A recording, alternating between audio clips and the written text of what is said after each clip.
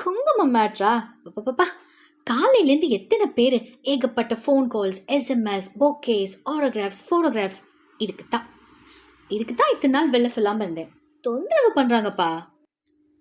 Actually முத அவனை நான் பாம்பே ஏர்போர்ட்டில் தான் பார்த்தேன்.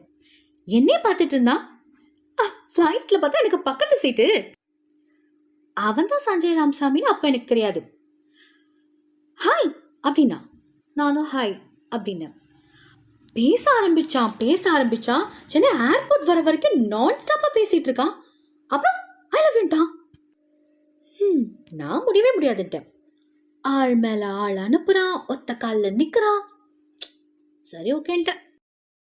புக்ல நியூஸ் வந்துருச்சா? தெரிஞ்சவன் தெரியாதவன் அத்தனை பேரும் ரெக்கமெண்டேஷனுக்காக வராங்க.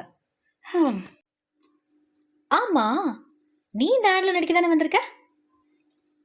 இந்த ஆட்ல நடிக்க தானே நீயும் கோட் போட்டு வந்திருக்க.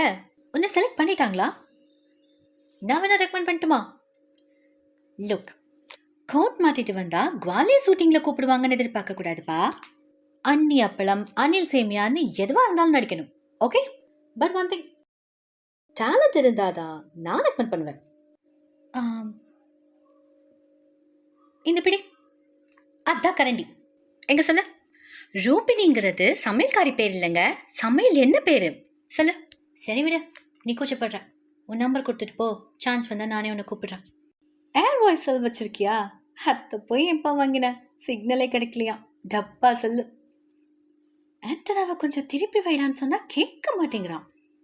எங்க கம்பெனி தான் இருந்தாலும் ஸ்டாண்டர்ட் நல்லா இருக்கணும்ல. ஹாய் அனிதா. One second. உன் பேர் என்ன சொன்ன? மனோகரா? ஓகே மனோகர், நான் கொஞ்சம் பிஸியாக இருக்கேன். சான்ஸ் வந்தால் கூப்பிட்றேன். Okay bye. ஆமாம்மா, தேங்க்யூ. ஆக்சுவலி முத அவனை நான் பாம்பே ஏர்போர்ட்டில் தான் பார்த்தேன். ஹாய் அப்படின்னா நானும் ஹாய் அப்படின்னேன். பேச ஆரம்பிச்சான்.